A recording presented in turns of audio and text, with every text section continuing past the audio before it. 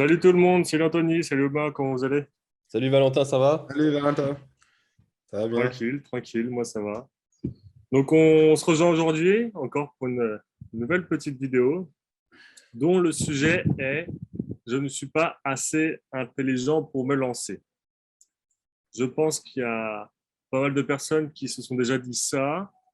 Euh, je vais vous laisser commencer en disant, en donnant votre propre expérience et en disant si ça vous est arrivé ou pas. Et puis voilà, dites-nous un peu ce que vous en pensez. Aubin, peut-être, pour commencer? Merci Valentin. Euh, Moi, quand j'entends ce sujet, ça me fait penser toujours à l'école, tu vois. C'est que il y a deux aspects. Comme on grandit dans un système où l'école représente quelque part notre vie, on y passe beaucoup de temps, on a des systèmes de notation, tu es bon dans telle matière, tu n'es pas bon dessus. Et du coup, à un moment donné, on a l'illusion que c'est tes performances ou les notes que tu as à l'école qui représentent ta capacité à t'en sortir dans la vie. On a l'impression que si je suis bon à l'école, alors je vais facilement m'en sortir dans la vie et vice-versa, que si on m'a dit que j'étais nul, alors je ne vais pas m'en sortir. Et du coup, pour beaucoup, notamment celles qui pensent qu'elles ne sont pas bonnes à l'école, ça crée un blocage. Ça crée un blocage parce qu'on se dit que ben, je ne fais pas partie de ceux qui ont le droit d'oser parler, de courir derrière un projet, d'oser faire quelque chose de grand. Donc, la problématique pour moi, c'est de dire qu'au final, l'école ne représente pas qui vous êtes parce que l'école, ce n'est pas la vie. L'école est là pour vous aider à peut-être noter des compétences intellectuelles, mais la vie, pour vous en sortir, elle vous envoie des challenges qui vont vous demander des compétences non intellectuelles. Le courage, ce n'est pas une compétence intellectuelle, ça. La persévérance, ce n'est pas une compétence intellectuelle. L'incertitude, faire face à l'incertitude, tout ces ensemble-là, ce n'est pas des compétences intellectuelles. Et si vous regardez autour de vous, je n'ai pas besoin de prendre beaucoup d'exemples.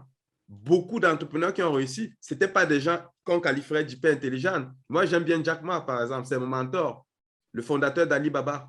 C'est un professeur. Il a fondé une entreprise dans l'informatique, un géant de l'informatique. Il n'est ni informaticien, il ne travaille ni dans la technologie, mais ce qui a fait sa force, il le dit lui-même, c'est sa capacité à mettre en relation des gens qui, eux, ont les compétences. Donc, tout ça pour dire qu'en fait, moi, pendant longtemps, j'ai cru que parce que j'avais des facilités à l'école, ça devait être évident sur le terrain. Et c'était complètement faux.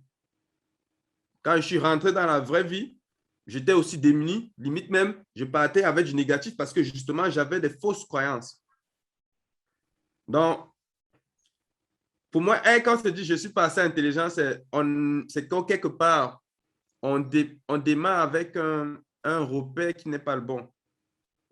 L'étiquette qu'on vous a mise à l'école ne matérialise en rien votre capacité à courir derrière votre objectif de vie. Super. Bah, écoute, merci beaucoup, Aubin. En tout cas, tu m'as appris un truc sur le fait que moi, je pensais que c'était que quand on était mauvais élève, qu'on pouvait trouver que la vie d'après pouvait être compliquée ou qu'on pouvait pas faire tout ce qu'on voulait. Mais toi, je pensais pas que le fait d'être un bon élève pouvait être aussi une mauvaise chose, euh, parce qu'on peut se tromper quand on arrive dans le monde du travail, quoi. Anthony, qu'est-ce que tu en penses sur ce sujet?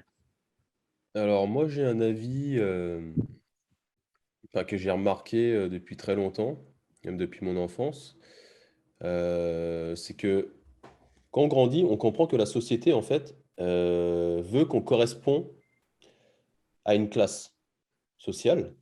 Donc c'est-à-dire que nos parents eux aussi ont subi cette manipulation de la société pour nous faire croire qu'il faut tout faire bien. À l'école, le professeur te dit tu n'as pas le droit à l'erreur, tu dois faire tout bien, sinon tu es nul et tu ne pourras rien faire de ta vie. Euh, et via ce système, notre intelligence nous est retirée via le système de notation.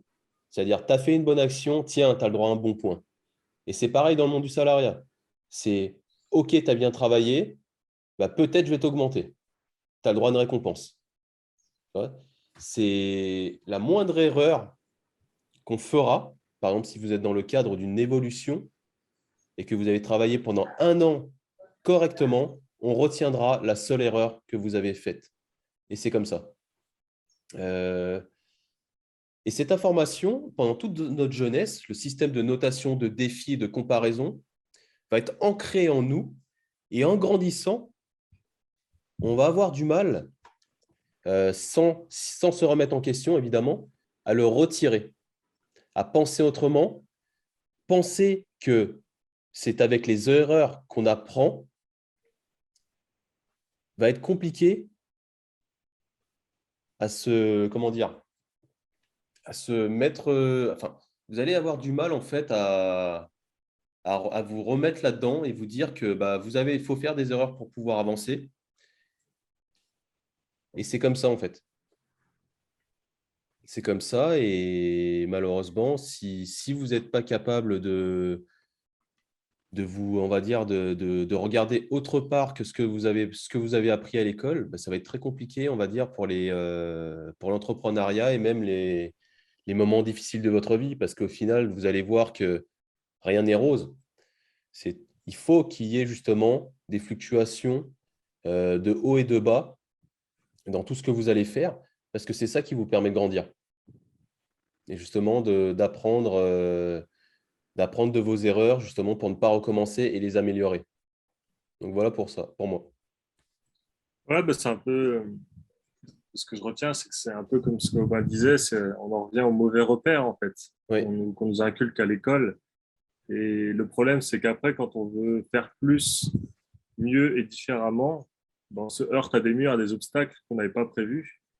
Et c'est là où c'est compliqué, c'est qu'il faut déconstruire ce qu'on a appris pour pouvoir ensuite reconstruire quelque chose qui n'est pas dans le cadre, parce qu'au final, l'école est là pour que tu deviennes, entre guillemets, un salarié, elle est conçue pour ça. Donc c'est vrai que quand tu sors du cadre, ben, c'est un peu plus compliqué.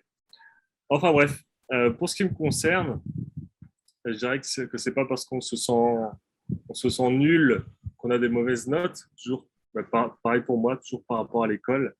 Je n'étais pas forcément le meilleur des élèves, comme j'ai pu le dire un petit peu précédemment, pour faire la comparaison avec ce que disait Aubin. Euh, J'étais plutôt dans le mauvais élève de la classe, celui qui ne pourrait pas faire un peu ce qu'il veut plus tard parce qu'il n'était pas assez bon en maths, parce qu'il n'était pas assez bon en physique. Donc, ben, moi, ça m'a mis des barrières, mais dans l'autre sens. Donc, on pense souvent qu'on ne peut pas forcément faire telle ou telle chose, alors que l'école n'a pas toujours raison. On peut faire différemment, on peut apprendre tout ce qu'on souhaite apprendre. Et comme Aubin l'a cité avec Jack Ma, c'est pas parce que tu n'es pas informaticien que tu peux pas l'être, c'est pas parce que tu n'es pas architecte que tu peux pas l'être, et etc., etc.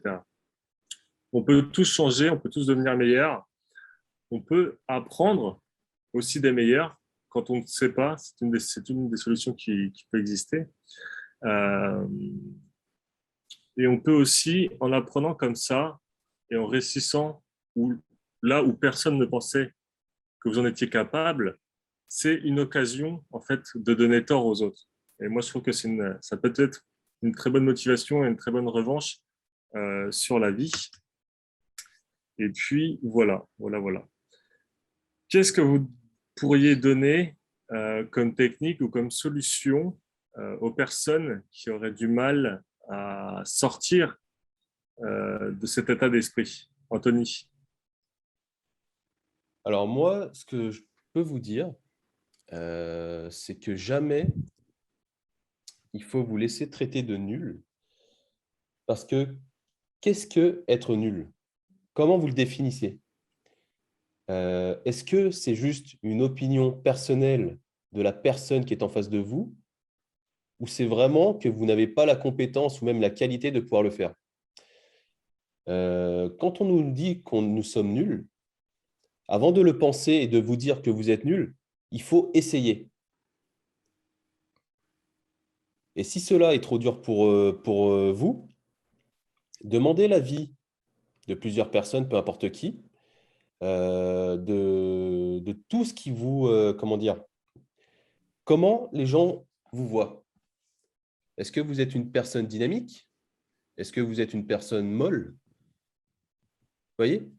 Faites un pourcentage par rapport à toutes vos connaissances, par rapport à ce que la personne vous a dit, et là, vous pourrez avoir un avis rationnel et vérifié.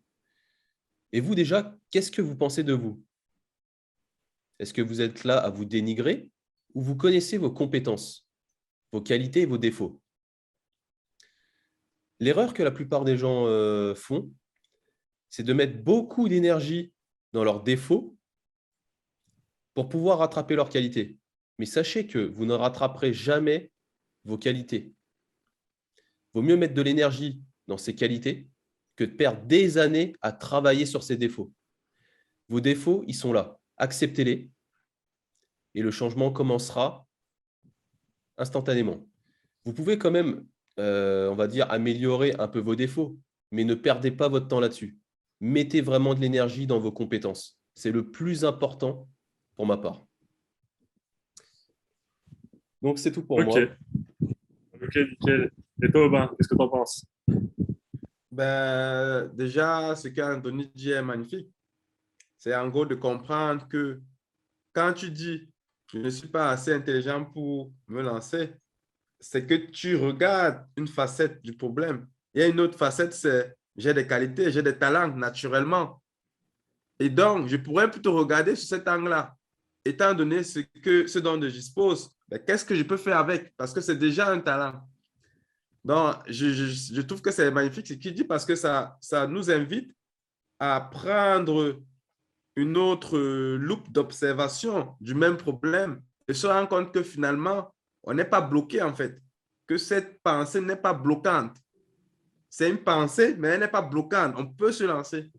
Il suffit qu'on regarde avec ce qu'on a déjà et pas avec ce qu'on croit devoir avoir. Maintenant, en ce qui me concerne, comme je disais en haut, pour se lancer et de façon générale pour être périn, hein, parce que démarrer une voiture, c'est bien, mais il faut démarrer pour rouler. Hein. Le but, ce n'est pas de démarrer pour caler juste après. Donc, la question, c'est de quoi est-ce que vous aurez besoin pendant tout le parcours, que ce soit pour se lancer ou pour continuer? Et comme je disais, il y a des compétences intellectuelles, il y a des compétences non intellectuelles. Les compétences intellectuelles, c'est savoir peut-être analyser, savoir prendre la perspective, toutes ces choses-là. Les compétences non intellectuelles, c'est tout ce qui a trait aux émotions. Persévérer, continuer même quand tu as des incertitudes, te prendre un coup de poing parce qu'on t'a critiqué, comme on a vu dans plusieurs vidéos, parce que beaucoup de personnes vont vous critiquer, avoir vos doutes intérieurs et malgré tout ça, continuer à agir. Donc, la vie ne va pas vous faire des cadeaux. Donc, si vous pensez que parce que vous allez devenir intelligent ou parce que vous ne l'êtes pas, la vie va dire, ah non, celui-là, il est intelligent, donc lui, ce sera facile, je lui envoie des difficultés faciles. Lui, il n'est pas intelligent, je vais lui envoyer des obstacles et des difficultés très élevées. Non, la vie ne regarde pas ça. Quand on voit sur un ring, le boxeur ne gère pas, il veut gagner, point. Donc, les obstacles, en fait, ils seront les mêmes. Ils seront peut-être pas au même moment, mais globalement, vous allez tous passer par les problèmes d'estime de vous. Vous allez tous passer par le doute. Vous allez tous passer par la prospection. Vous rendre compte que c'est dur, que c'est incertain. Vous allez tous passer par ces étapes qui représentent un peu les différentes échelles d'un parcours d'exploration, que ce soit pour l'entrepreneur ou pour un autre projet d'autorisation de vous-même. Et du coup, si vous prenez conscience qu'au final, que je sois intelligent ou que je ne sois pas intelligent, le parcours d'obstacle est le même. Donc, ça ne vous sauve pas. Et du coup, si vous prenez conscience de ça, vous vous rendez compte en fait que cette pensée n'est qu'une excuse. Ce n'est qu'une excuse parce que quand vous dites « je ne suis pas assez intelligent pour être heureux », c'est que vous supposez que pour les intelligents, c'est facile, que pour les intelligents, il y a un parcours préparé ou c'est balisé. Non. Et comme je disais en haut, ils ont les difficultés eux aussi. Mais globalement, tout le monde va passer par le même parcours d'obstacles, un peu comme sur une course. Il y a des gens qui sont rapides, vous commencez sur la même ligne, peut-être vous commencez un peu, mais les obstacles sont les mêmes, ils ont la même taille, et c'est comme ça. Ça, c'est le premier point. Prendre conscience que les obstacles que la vie vous envoie ne tiennent pas compte de votre caractère intelligent ou pas intelligent. Donc, vous avez tout à fait à gagner à intégrer ça maintenant. Deuxième point, comme Antou le disait, l'apprentissage dans le monde de la réalisation d'un projet de soi passe plus par l'exécution ou, si vous voulez, par l'effectuation que par la théorie. C'est-à-dire, vous apprenez des compétences non intellectuelles. Vous apprenez à décoder comment les gens réagissent. Vous allez discuter avec des clients. Les clients ne vont pas nécessairement vous dire ce qu'ils veulent. Vous allez devoir aller vers eux, apprendre un certain nombre de subtilités. Vous allez apprendre à comment réagir dans des contextes difficiles. Comment est-ce que je fais quand je n'ai pas de l'argent et je veux réaliser un objectif? Est-ce que je reste là en me disant c'est impossible ou je mets un plan d'action d'une certaine manière? Tout ça, ça s'apprend sur le terrain. L'école ne vous apprend pas ça. L'école vous apprend à calculer que 2 plus 2, ça fait 4. Oui, mais quand vous allez vous retrouver demain et qu'il vous faudra un client, votre question sera comment je vais trouver le client qui me rapporte ces 2 euros? Donc, moi, ce que je recommanderais se résume à ça. Prendre conscience que les obstacles que la vie envoie sont indépendants de votre nature, de votre intellect, et que l'apprentissage des compétences non intellectuelles passe par le terrain, passe plus par le terrain en tout cas que par la théorie. Vous aurez beau apprendre tout ce que vous pouvez, des livres, tout ça, une grosse partie de vous, une grosse partie de ce que vous devrez apprendre passera parce que vous-même, vous aurez constaté au fur et à mesure de votre évolution. Donc, c'est les 2 choses que moi, je recommanderais à quelqu'un qui aurait un blocage actuellement, comme moi, je l'avais avant, peu importe qu'il soit intelligent ou pas, à se lancer. Moi, pour rebondir sur ce que tu dis, je pense que pour vous, c'est pareil. Vous entendez souvent « je ne suis pas légitime ». Ouais. Mais à propos des diplômes, généralement, c'est vrai voilà. qu'on Et ça, l'entend. je ne suis pas légitime, généralement, quand vous voulez entreprendre, c'est parce que vous avez été programmé par l'école, par les diplômes. Pour être légitime, il faut avoir des diplômes. Mais si moi, aujourd'hui, je vous vends, on va dire, un produit qui n'a pas de diplôme, comment je peux être légitime? Faut tester. Être légitime, c'est connaître son produit, connaître ce que vous vendez. Si aujourd'hui, vous rencontrez des gens qui ne connaissent pas votre parcours, si vous parlez de votre produit, pour eux, vous serez un expert. Donc, vous êtes légitime. Ce mot, en fait, il faut retirer ce mot de votre esprit parce que c'est une illusion. La légitimité n'existe pas. C'est vous qui créez cette relation avec votre client. Donc, en fait, ça fait partie des pensées limitantes et des excuses que vous allez sortir en permanence pour ne pas passer à l'action. Lorsque vous aurez compris que la légitimité, c'est vous qui la donnez et pas un morceau de papier, vous pourrez passer à l'action et entreprendre des choses sûrement merveilleuses pour vous. Eh bien, il y a eu beaucoup de choses de dites. Je vais compléter tout ce que vous avez dit. Aubin a beaucoup parlé dans la technique de se focaliser sur les obstacles que la vie nous envoie.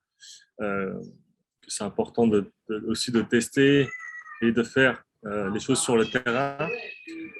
Moi, concernant ce problème un petit peu, je dirais, de manque de légitimité et de comprendre, en tout cas de croire que je n'étais pas assez intelligent, ce qui m'a beaucoup aidé, c'était au départ, dans un premier temps, de lire beaucoup de livres. Plus je lisais de livres, plus j'ai l'impression d'apprendre des choses et plus j'ai cassé cette croyance de me dire, mais en fait, je n'ai pas besoin de l'école pour me dire que je ne suis pas intelligent, en fait. Je peux apprendre par moi-même, je peux me développer par moi-même et ça m'a vraiment donné envie d'en faire plus, d'en apprendre plus et par la suite d'aller sur le terrain et d'en appliquer une partie.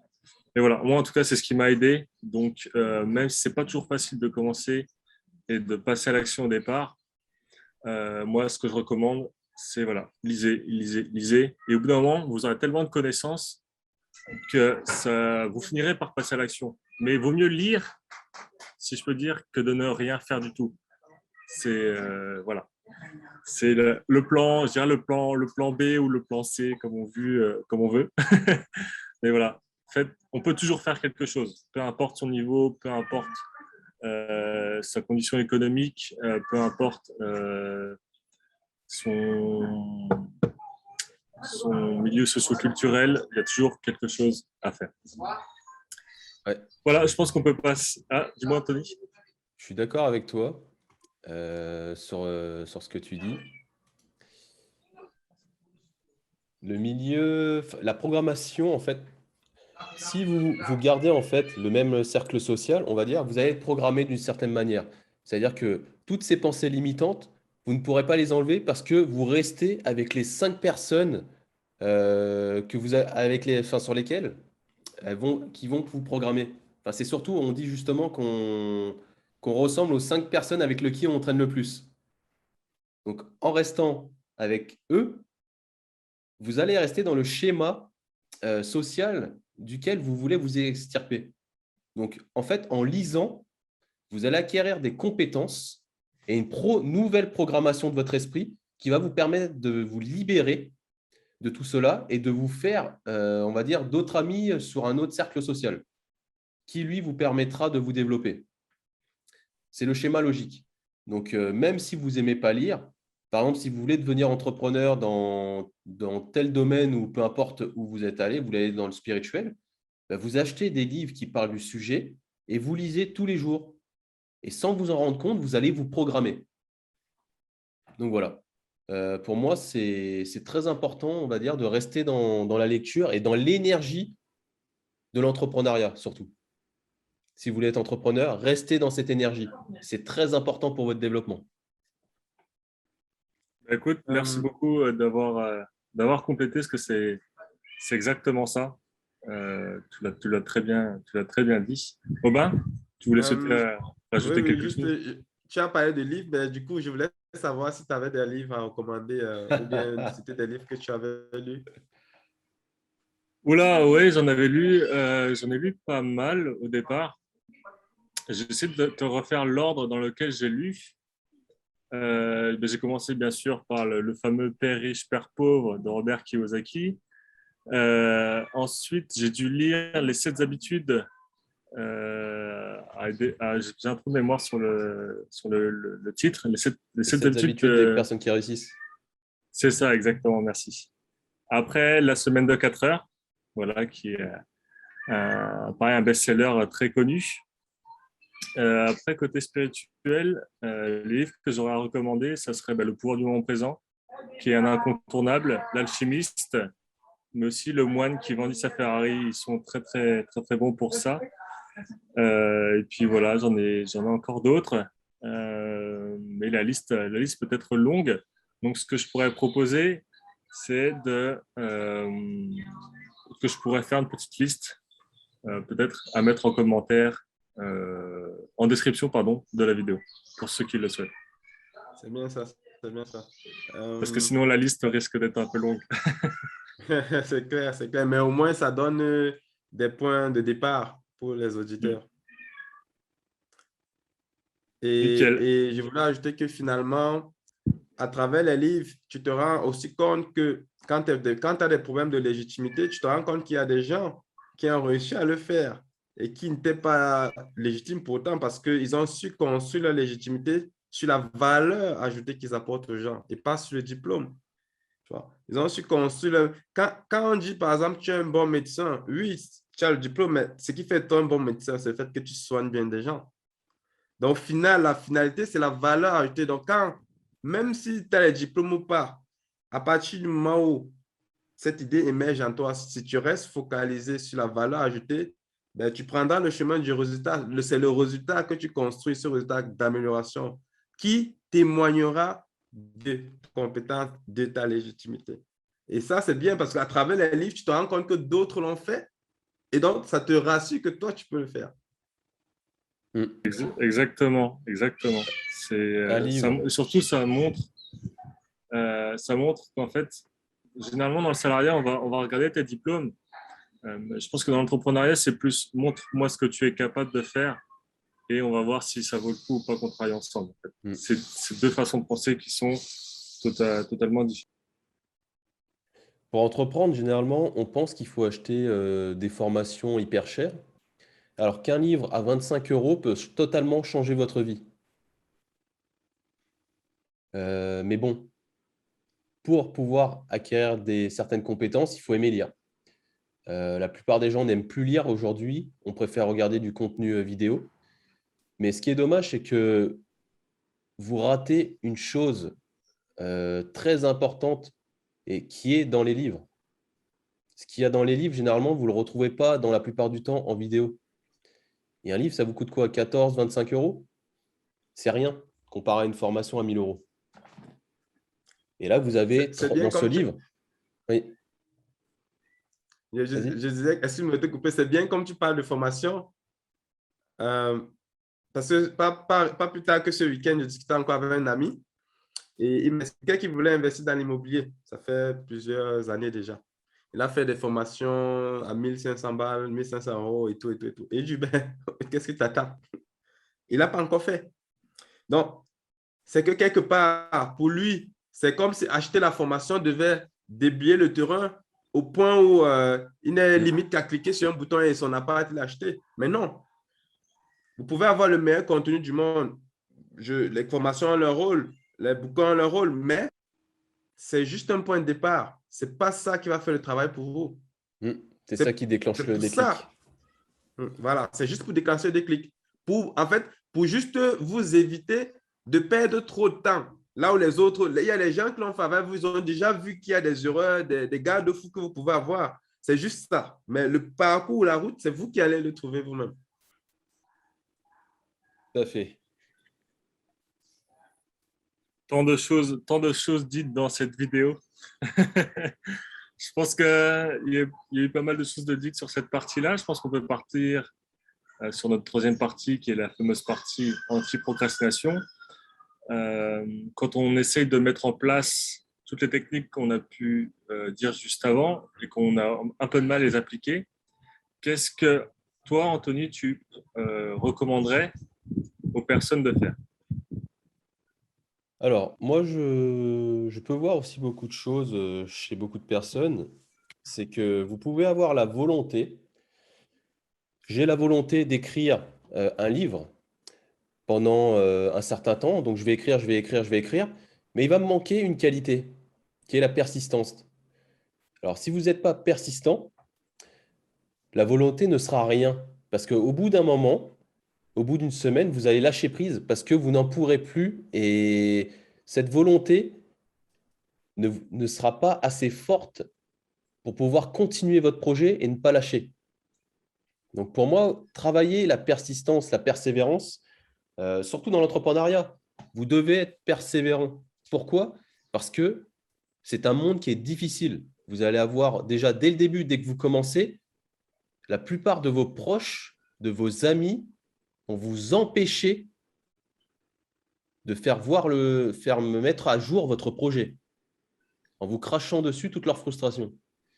Vous êtes nul, vous allez souvent l'entendre, vous ne savez pas faire, qu'est-ce que vous y connaissez, vous n'êtes pas légitime parce que vous n'avez pas de diplôme, qui t'a dit ça, ou est-ce que c'est quoi tes sources, ouais, toutes ces sortes de choses que vous allez entendre. Donc pour moi, restez persistant tout en gardant votre volonté.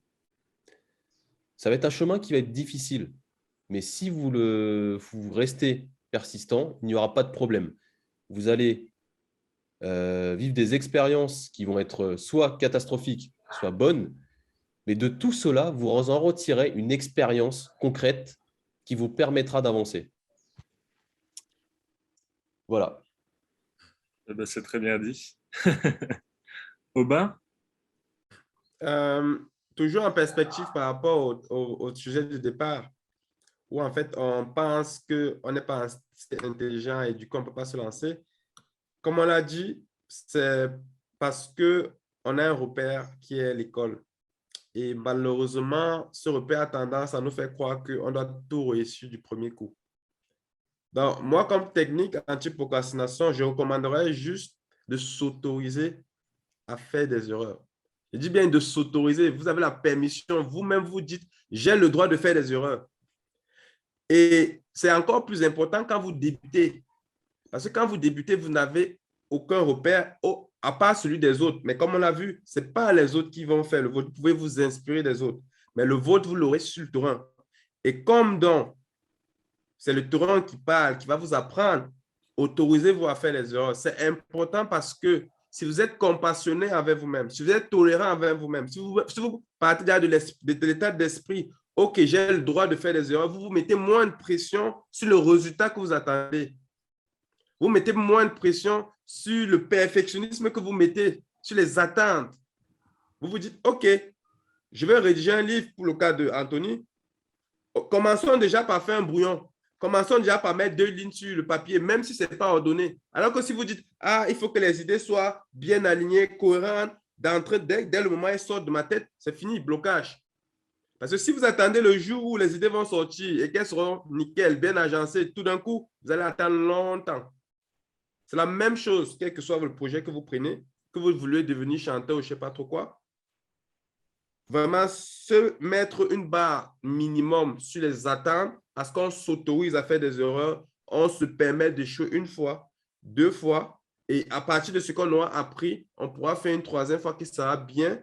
Au final, ça marche bien et ça vous permet de vous débloquer de cette situation où vous pensez que être intelligent devrait être un prérequis. Moi, j'aime bien utiliser le système des 3 marches.